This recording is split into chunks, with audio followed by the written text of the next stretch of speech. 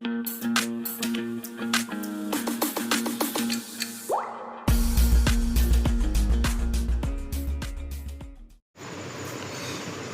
Students, in last video we discuss how can we obtain different gases from air.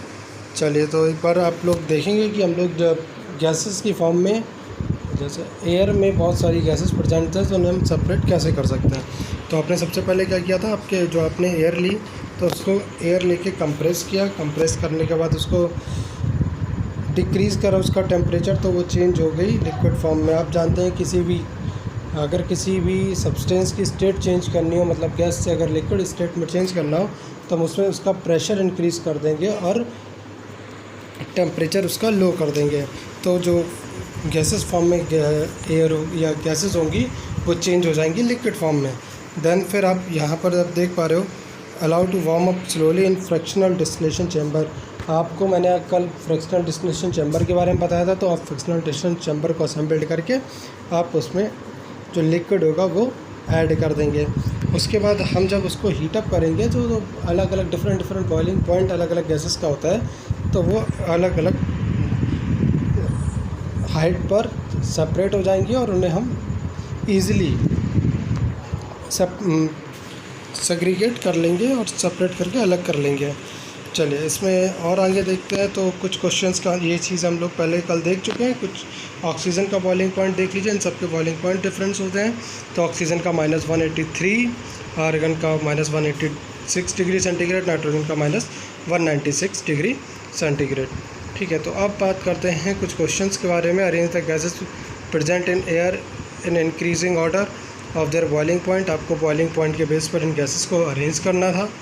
ठीक है, उसके बाद दूसरा क्वेश्चन है, which gas forms the liquid first as the air is cooled. तो सबसे पहले जब आप गैस को कूल करेंगे तो सबसे पहले गैस कौन सी आएगी। तो इसका आंसर आपको वहीं मिल जाएगा जब आपने गैस को कूल किया, और जो इसका बॉइलिंग पॉइंट सबसे पहले आएगा, जिसका सबसे कम होगा, वही सबसे पहले कूल होकर निकल जाएगी। चलिए इस फिगर में कैसे सेपरेशन हुआ उसको दिखाया गया है। सबसे पहले हमने फ़िल्टर पेपर से एयर यहाँ पर ऐड करी। एयर भेजने के बाद हमने उसमें यहाँ पर प्रेशर इंक्रीज़ करा।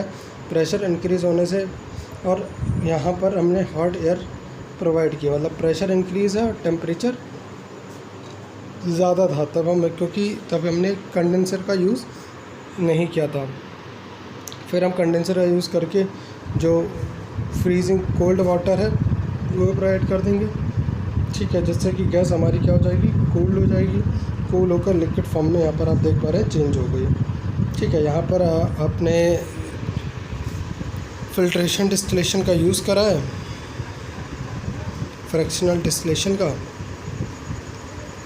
ठीक है, और डिफरेंट गैसेस को अलग अलग हाइट पर आइसोलेट कर लिया गया है। ठीक है, तो इस तरीके से हम गैस को या किसी भी पर्टिकुलर गैस को आइसोलेट कह सकते हैं, सेपरेट कर सकते हैं। ठीक है, इसके बाद देखते हैं, how can we obtain pure copper sulphate from an impure sample. कैसे हम कॉपर सल्फेट को इम्प्योर सब्सटेंस से अलग करते हैं। तो एक्टिविटी करके फिर से हम देखेंगे। हमको क्या करना है कि take some impure sample of copper sulphate. तो हमने कॉपर सल्फेट का जो हमारे पास इम्प्योर सैंपल है वो ले लेना है। ठीक, उसके बाद उसे डिज़ोल्व करना है वाटर में। तो मतलब अगर हमने कोई हमारे पास सैंपल है तो 5 ग्राम ले लिया, यहाँ पर अप्रॉक्सीमेटली 5 ग्राम लिखा भी हुआ है, तो आप 5 ग्राम ले लीजिए और उसे वाटर में डिज़ोल्व कर लिए। फ़िल्टर द इम्प्योरिटी आउट, तो आपको फ़िल्टर पेपर से आप उसे निकालेंगे तो कुछ जो भी इम्प्योरिटी निकलेगी वो निकल जाएगी। Evaporate water from the copper sulphate solution, फिर हम उसे एवापोरेशन के लिए रख देंगे। So as to get a saturated solution, आपको एक सैचुरेटेड सॉल्यूशन मिल जाएगा। ठीक है, cover the solution with a filter paper, आपको फ़िल्टर पेपर से कवर कर देना है। Leave it undisturbed at room temperature at cool slowly for a day, जैसे जैसे वो ठंडा होने के लिए आपको रख देना है फ़िल्टर पेपर से कवर करके। You will obtain the crystal of copper sulphate in the china dish. आपको चाइना डिस्क में कुछ जब आप देखेंगे तो कुछ कॉपर सल्फेट के क्रिस्टल मिल जाएंगे, और इस प्रोसेस को हम लोग क्रिस्टलेशन कहते हैं। और इसके संग कुछ लिक्विड सब्सटेंस भी मिल सकता है, लाइक वाटर, जो वेपर की फॉर्म में मतलब इवापोरेट नहीं हुआ होगा, आप उसे अलग से निकाल भी सकते हैं। ठीक है, तो ये चलिए क्वेश्चन देख लीजिए। What do you observe in the china dish. तो आपको क्रिस्टल मिलते हैं देखने को। क्रिस्टल कैसे होते हैं, मान लीजिए कि हमारे पास ये बीकर था और इसमें इस टाइप की स्ट्रक्चर के आपको क्रिस्टल देखने को मिल जाते हैं। ठीक, तो how will you separate the crystals from the liquid in the china dish. तो as a filter paper process. ठीक है, the crystallisation method is use to purify solids. अब क्रिस्टलेशन प्रोसेस मेथड का यूज़ हम कैसे कर सकते हैं, सॉलिड को प्योरीफाई करने के लिए। The salt we get from sea water can have many impurities. जो आप सी वाटर होता है उसमें बहुत सारा सॉल्ट होता है, तो उसमें बहुत सारी इम्प्योरिटी रहती हैं, तो उसे सेपरेट आउट करने के लिए दिस प्रोसेस क्रिस्टलेशन इज़ यूज्ड। ठीक है, तो क्रिस्टलेशन मेथड का यूज़ क्या होता है। Crystallisation is a process that separate a pure solid in the form of its crystals from a solution. Crystallisation process का यूज़ हम लोगों को सॉल्यूशन से प्योर सॉलिड एक्सट्रैक्ट करने में किया जाता है। Crystallisation technique is better than simple evaporation technique. Crystallisation process का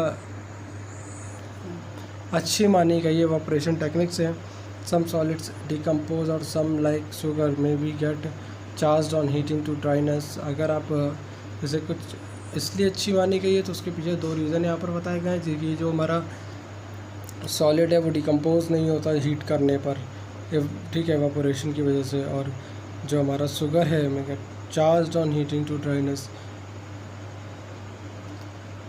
ठीक है, तो जो ड्राईनेस ना उसमें आए, ठीक है, तो इसके लिए भी ठीक रहता है प्रोसेस जो क्रिस्टलाइजेशन का होता है। सम इम्प्योरिटीज़ में remain dissolve in the solution. Filtration process से वो एक्सट्रैक्ट कर सकते हैं।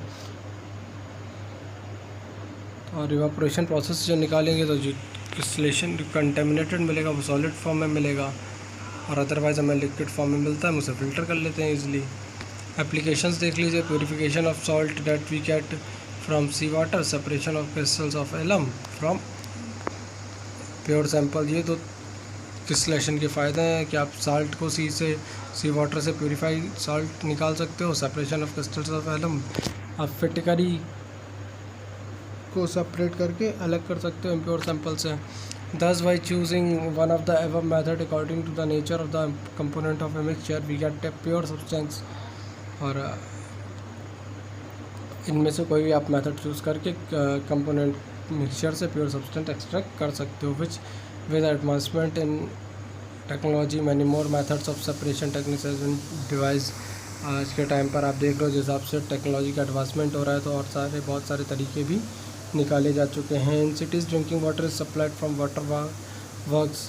Flow diagram of a typical water works in show and figure 2.13। चलिए 2.13 फिगर को देख लीजिए।